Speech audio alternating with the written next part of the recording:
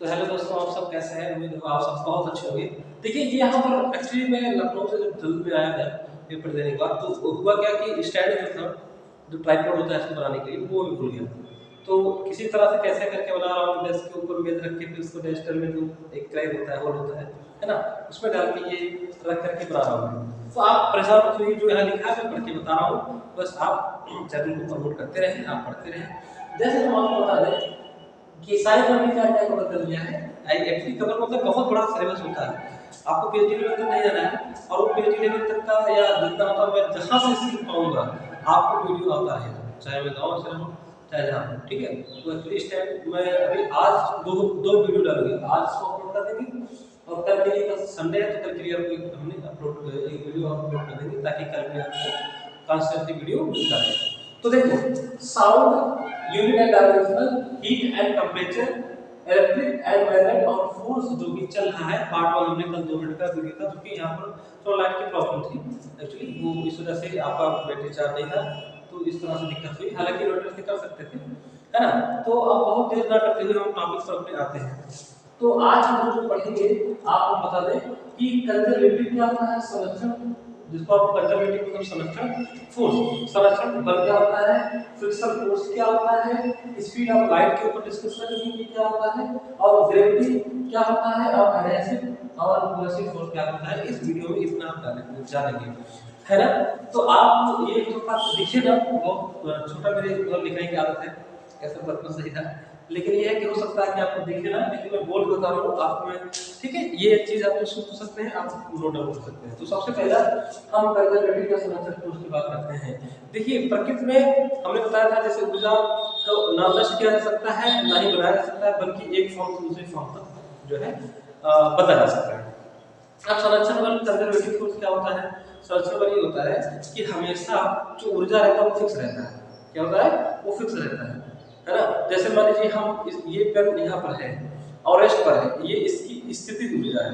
अभी रेस्ट पे है ना, हम हाइट पर है, तो ये इसकी यूज कर टू mgh, यूज कर टू स्थिति ऊर्जा का फॉर्मूला होता है यूज कर to m into g into h।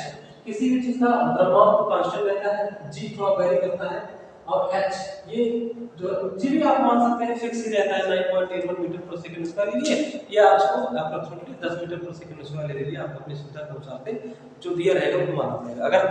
अगर दिया है 9.8 मीटर पर सेकंड स्क्वायर तो आप उसको लेंगे, नहीं दिया तो आप जिस 10 मीटर पर सेकंड स्क्वायर, आप ये सैद्धांतिक है, इस पर आप कोई टिप्पणी नहीं कर सकते। तो ये आपका एच हाइट है ना। तो अभी जैसे हम यहाँ पर मान लीजिए हम लेटे हुए हैं, कोई भी लेटा हुआ है या पेन है, ये पृथ्वी से इतनी हाइट पर है mgh, तो इसकी स्थिति ऊर्जा है, ठीक है। और यहाँ पर काइनेटिक एनर्जी 0 है। इसको जैसे ही हम यहाँ से छोड़ेंगे ऐसे, है ना, तो स्थिति ऊर्जा आपका 0 हो जाएगा, लेकिन फिर आपका काइनेटिक एनर्जी हो जाएगा, यानी कि स्थिति ऊर्जा गतिज ऊर्जा में चेंज होगा।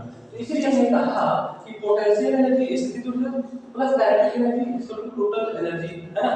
तो ये आपका टोटल एनर्जी किसके बराबर होता है? स्थिति ऊर्जा प्लस गतिज ऊर्जा। इन दोनों को अगर आप करेंगे, टोटल एनर्जी हमेशा कांस्टेंट रहेगा। यहाँ पर स्थिति ऊर्जा पूरा चेंज होगा गतिज ऊर्जा, और जब जाके पृथ्वी पर टकराएगा, जितनी टोटल गतिज ऊर्जा थी या चाहे तक, वो जाके पृथ्वी पर फिर रेस्ट पे आएगा, तो आपकी स्थिति ऊर्जा वहां फिर बढ़ेगी, ठीक है। तो एक स्थिति ऊर्जा और काइनेटिक एनर्जी का अगर सम देखेंगे हमेशा बराबर है। अगर मान लो स्थिति ऊर्जा और गतिज ऊर्जा दोनों मिला के 10 है तो 10 ही रहेगा, ये है कंजर्वेटिव फोर्स। दूसरा आपको मिलता है फ्रिक्शन फोर्स। जैसे जब हम चलते हैं, मान लीजिए हम इस एक मान लीजिए हम इसको अगर इधर ले जा रहे हैं, इधर, तो फ्रिक्शन फोर्स कितना लगेगा? इसके अपोजिट में। लेकिन और जब बीच में जाएंगे, जैसे हम चलते हैं, आप ध्यान दीजिएगा, जब आप चलिएगा तो आप पीछे, आप अंगूठे का जो बल है वो पीछे की तरफ धक्का देते हैं, तब आगे बढ़ते हैं, है ना। ये तो था ना।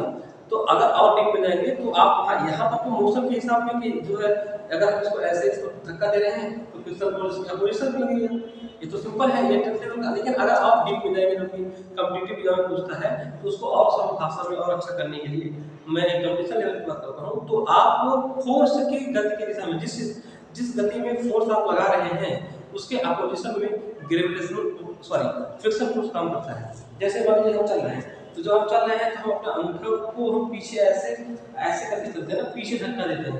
जैसे आप कभी बोट से, नाव से आप आप जंप करते हैं तो आप क्या करते हैं, पीछे से फोर्स लगाते हैं तब आपको जंप करते हैं। तो एक्चुअली फोर्स के अपोजिशन के हिसाब से फोर्स के अपोजिट डायरेक्शन में आपका ये आपका फ्रिक्शन फोर्स काम करता है, ठीक है। अब स्पीड ऑफ लाइट ये जो है इसका मान होता है 3 × 10⁸ 3 × 10⁸ मीटर पर सेकंड स्क्वायर होता है। 3.10⁸ मीटर पर सेकंड स्क्वायर के बराबर होता है। अब ग्रेविटी क्या है, ग्रेविटी की वजह से हमारा पूरा प्लैनेट्स, पूरा स्टार, गैलेक्सी, इवन गैलेक्सी सब उसी है। हमने सर से पूछा था मीटिंग लाइन में कि सर ये पृथ्वी ऐसे टिकी हुई उसका क्या रीजन है, या सन के अराउंड पूरे ग्रह जो है चक्कर लगाते रहते हैं। तो वो क्या है, एक आपका ग्रेविटी है, एक बंधक है। जैसे आदमी प्रेम और माया में इस परिवार से बंधा रहता है तो उसका फर्ज बन जाता है कि पूरे परिवार को हम जो है खिलाते रहें। तो हमारे जो रुकिया है और उसके पास है ना ऐसे ग्रह है, ग्रह मतलब एकदम आपको संभालेगा, एक ओवर तो प्रोसेस नहीं है, तो वो बात रहता है कि अपने परिवार को साथ ही चले। तो वो ऐसा ट्रैप है कि आप अपनी अपनी कक्षाओं में ढूंढते हैं, ये ग्रेविटेशनल फोर्स का है। और एक चीज बताएं, सबसे अभी एक काफी समय जब आया क्वेश्चन में कि सबसे वीकेस्ट फोर्स कौन सा होता है, वो आपको ऑप्शन में ग्रेविटेशनल फोर्स दे दिया गया है, ऐसे न्यूक्लियर फोर्स दे दिया गया है। वो आप अच्छे से जाके आप टेक्स्ट बुक से कहीं से कल क्वेश्चन करिएगा इस बारे में कि सबसे वीकेस्ट फोर्स कौन सा होता है, ग्रेविटेशनल की मैग्नेटिक फील्ड का फोर्स होता है कि इलेक्ट्रिसिटी का फोर्स होता है या केमिकल का फोर्स होता है, वो आपके हमने एक छोड़ दिया है। अच्छा, अब बात होता है एडहेसिव एंड कोहेसिव फोर्स क्या होता है। जैसे देखिए, अगर एक ही पदार्थ के अणुओं के बीच जो फोर्स लगता है ना, तो वो ससंजक बल होता है, इसको ससंजक बल कोहेसिव फोर्स। और असंजक बल एडहेसिव होता है। जैसे मान लीजिए कि आप फेविकोल से कोई चीज मतलब दो चीजों को अलग-अलग चीजों को जोड़ देते हैं, दो अलग-अलग मेटल को जब जोड़ते हैं उसको बोलते हैं क्या बोलते हैं, एडहेसिव या असंजक बल, और इसको ससंजक बल बोलते हैं कोहेसिव फोर्स।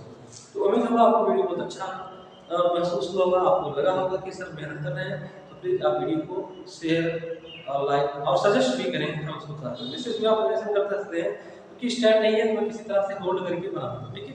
बहुत बहुत धन्यवाद, आपको फिर मौका देते हैं कि आप जो है नोट डाउन करने की आवश्यकता मेरे बोलते हुए आप कर सकते हैं, है ना। ठीक है, मिलते हैं नेक्स्ट वीडियो, बहुत बहुत धन्यवाद।